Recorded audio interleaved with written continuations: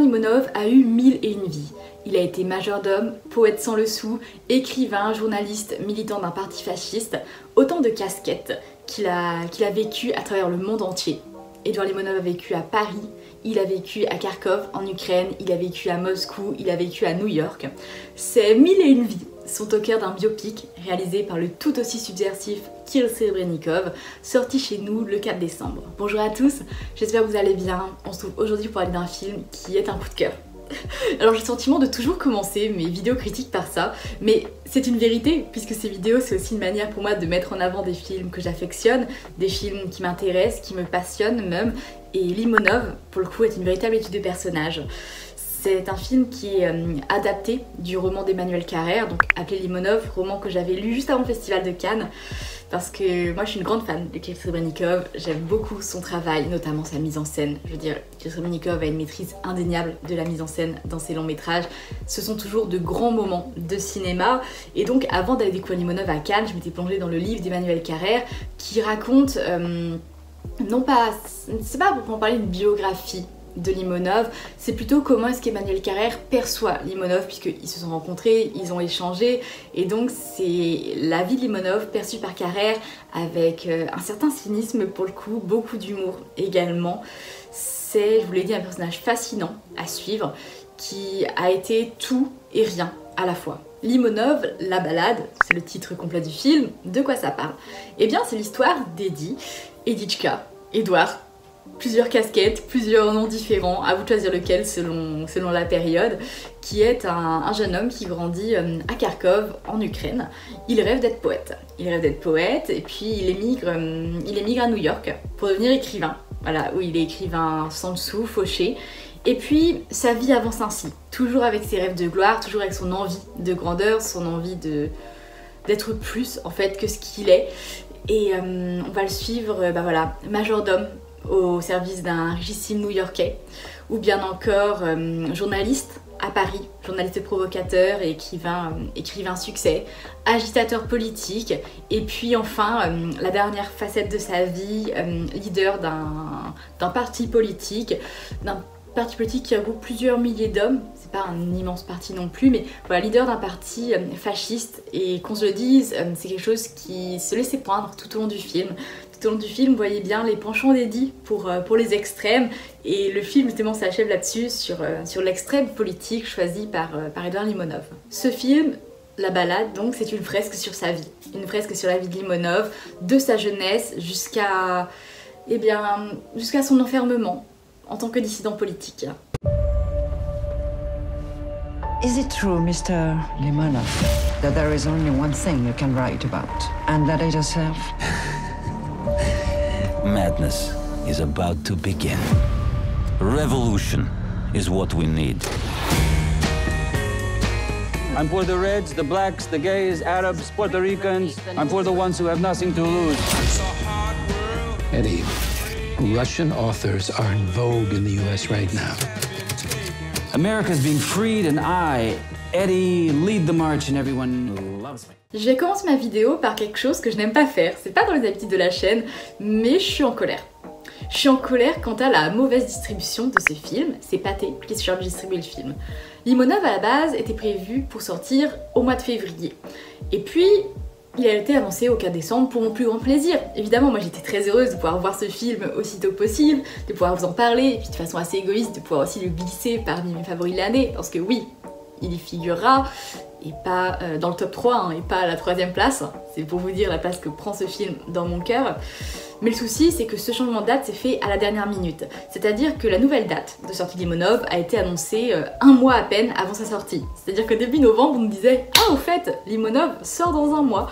Ce qui fait que la campagne marketing a été quasi inexistante. Moi qui fréquente beaucoup les cinémas, j'ai pas vu une seule fois une bande-annonce pour Limonov.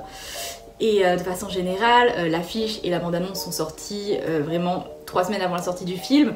Alors, je comprends que les équipes aient été prises de court par le changement soudain de date, mais il est vrai que Ça me donne le sentiment d'une sortie sacrifiée, en fait.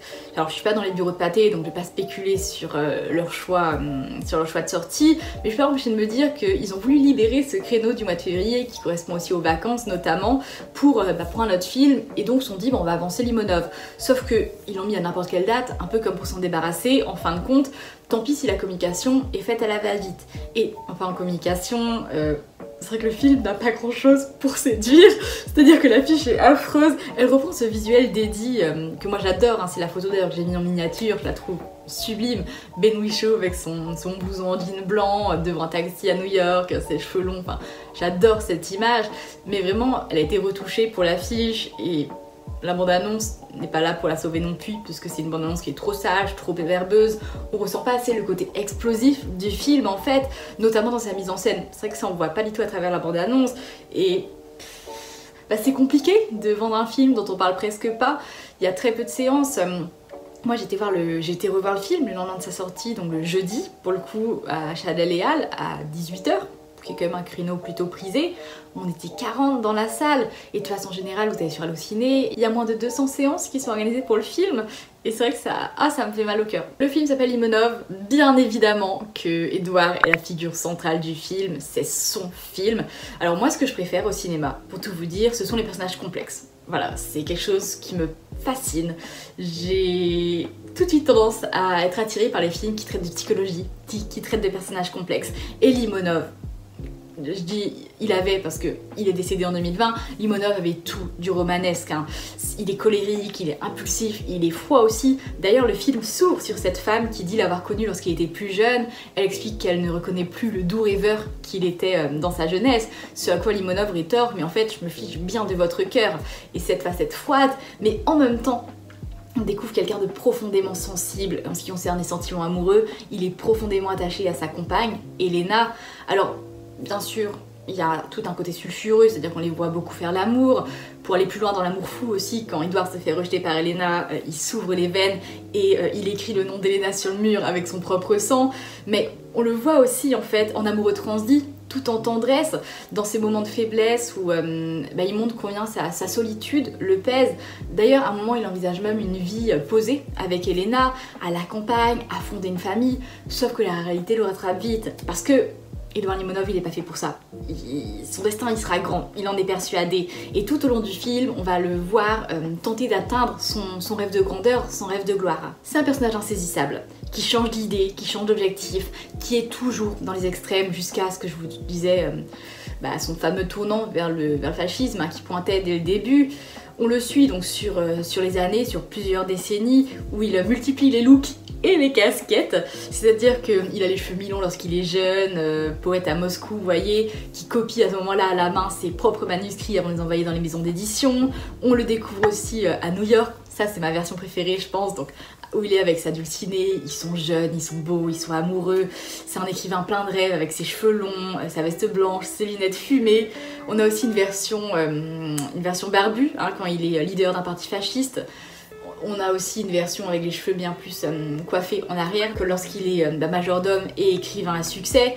Autant de transformations pour Ben Whishaw. Et c'est compliqué de ne pas parler de notre Ben Whishaw, notre cher Ben Whishaw, donc qui moi est un acteur que j'adore, voilà, un acteur britannique en l'occurrence, qui a notamment joué Q dans James Bond, et je suis heureuse de le voir en fait dans ce rôle qui est à mon avis le meilleur rôle de sa carrière pour l'instant, parce que ça a été difficile pour lui de trouver des rôles après avoir révélé son homosexualité, parce qu'en fait on lui proposait des rôles qui tendaient vers ça justement, qui mettaient en avant la sexualité du personnage, et d'ailleurs le personnage de Q dans James Bond, dans le dernier opus, No Time to Die, est, comment dire, son homosexualité est suggérée, on va dire. Ici, dans Limonov, il joue l'accent plus, il le joue bien, en l'occurrence, puisque le film est tourné en langue anglophone. Come on. I'm destined to be someone else. The whole world will be at my feet. I'm either getting famous or assassinated. You are a natural-born hero. Don't you forget it.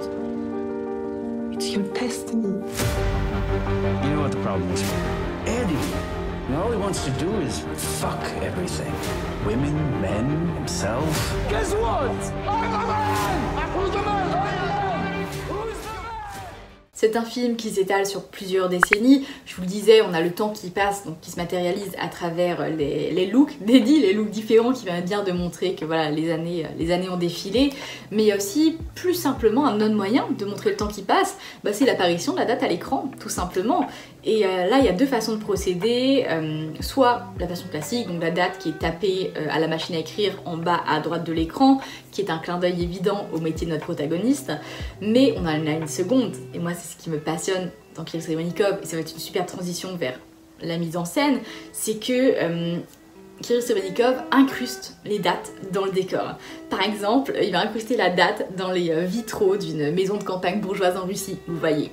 Et idem, il y a une scène, un plan séquence qui marque les esprits, qui moi est l'une des scènes que je retiens le plus du film, c'est lorsqu'il y a une grosse interlude de 10 ans en fait, et pour la matérialiser à l'écran, Kirill Serebrennikov va mettre Eddie en train de traverser des ruelles et des bâtiments à l'abandon.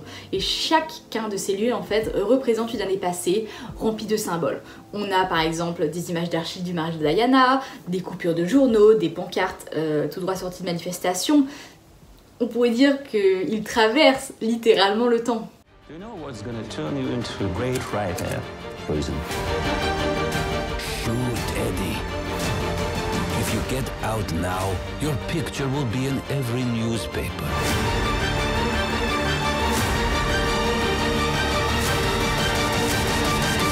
They call me an extremist, a fascist. But you know that that is not true. Restons sur la mise en scène, c'est une fresque punk pour le coup, c'est une fresque avec la mise en scène extrêmement libre. Kirill Serebrennikov, il brille par sa mise en scène, je veux dire, et j'étais d'ailleurs assez surprise que ce ne soit pas lui qui remporte le prix de la mise en scène à Cannes, mais bon, Limonov c'est un biopic. C'est un biopic, et comme beaucoup de biopics, on part sur une narration chronologique, donc de sa jeunesse jusqu'à sa vieillesse. Et il faut bien se le dire, il n'y a rien de bien nouveau, cette narration chronologique, ça reste quand même assez scolaire, ce qui est regrettable pour un personnage aussi explosif qu'Eddie, et c'est là que Kirill Serebrennikov se rattrape avec sa mise en scène justement beaucoup plus punk, avec une caméra qui est au plus proche des visages, qui est constamment en mouvement auprès de nos personnages. Il nous offre aussi des moments de grâce dans cette existence chaotique, à l'instar de... Je pense que c'est vraiment ma scène préférée du film.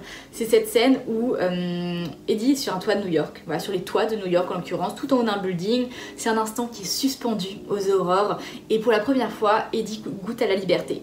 Il se met à danser sur les toits avec Russian Dance, donc en fond sonore. D'ailleurs, c'est la scène que je vous ai mise pour débuter la vidéo. Il danse avec la poitrine nue, on voit sa silhouette maigre qui se découpe sur le ciel rose de New York. Il crie son bonheur, en fait, tant pis pour les riverains qui dorment encore à 5h du matin. Et c'est une scène qui est grandiose. Autre choix tout aussi libre, Kirill Serebrennikov s'amuse avec les changements de ratio. Ça, c'est quelque chose qui se voit dès le début, puisque juste après l'introduction, on a Eddie qui débarque, qui écarte le format carré avec ses mains pour que l'image prenne l'intégralité de l'écran. Et puis enfin, un dernier aspect qui est tout aussi libre, c'est, je vous l'ai dit, le leitmotiv du film, le morceau qui revient constamment, Russian Dance. D'ailleurs, je suis très surprise qu'aucune bande-annonce ne le mette en avant, parce que pour moi, c'est vraiment ce qui vous reste dans l'esprit après le film, parce que non seulement c'est un morceau qui vient 3-4 fois durant des scènes, mais qui en plus marque le générique de fin.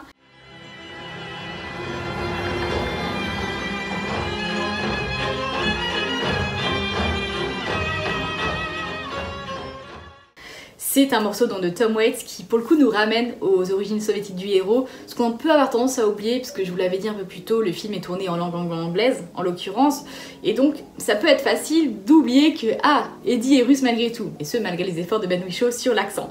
C'est une musique qui rappelle les danses folkloriques russes, puisqu'on a une structure répétitive, un tempo rapide, et il y a aussi un côté presque grandiloquent, en fait théâtral je trouve dans ce morceau, qui colle bien avec notre personnage subversif.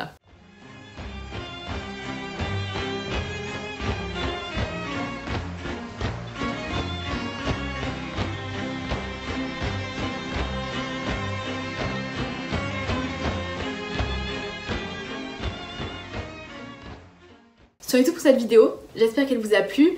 Limonov, c'est un film qui est dense, faut pas se le cacher, parce que Edouard Limonov, parce qu'il est extrêmement chargé, parce qu'il change tout le temps, parce que c'est aussi quelqu'un qui se noie dans ses illusions en fait, qui, même si la vie le ramène constamment en bas, il ne cesse de se relever, mais en fait, est-ce que c'est pas chuter encore plus bas que terre? Enfin, C'est un personnage qui est très complexe à suivre et je pense que mon appréciation du film, parce qu'il faut aussi admettre ses propres limites, mon appréciation du film est en partie due à ma lecture du livre. Parce qu'en fait, en allant voir le film, je connaissais déjà Limonov, je savais comment il fonctionnait et je pense que des personnes qui ne connaîtraient pas Limonov pourraient peiner, je pense, à saisir l'intégralité du récit, pourraient peiner à comprendre tous ces changements de psyché parce que c'est vrai que comme Limonov il est tout aussi perdu, c'est parfois compliqué de comprendre comment est-ce que il en est arrivé là, en fin de compte, comment est-ce qu'il est arrivé à tel choix et c'est pas le personnage le plus simple, mais c'est aussi ce qui en fait un personnage aussi passionnant à suivre. J'espère avoir pu vous convaincre, je fais la promo pour Limonov, mais de toute manière on va en parler dans le top film, je vous le dis, sur le podium. J'en suis certaine, enfin à vrai dire d'ailleurs j'ai presque bouclé le top film, je peux déjà vous dire qu'il est très haut. Donc j'ai très hâte de pouvoir vous en reparler à nouveau dans le prochain bilan culturel aussi, le bilan culturel de décembre. Donc non, Limonov ce n'est pas terminé. Sur ce je vous dis à la prochaine.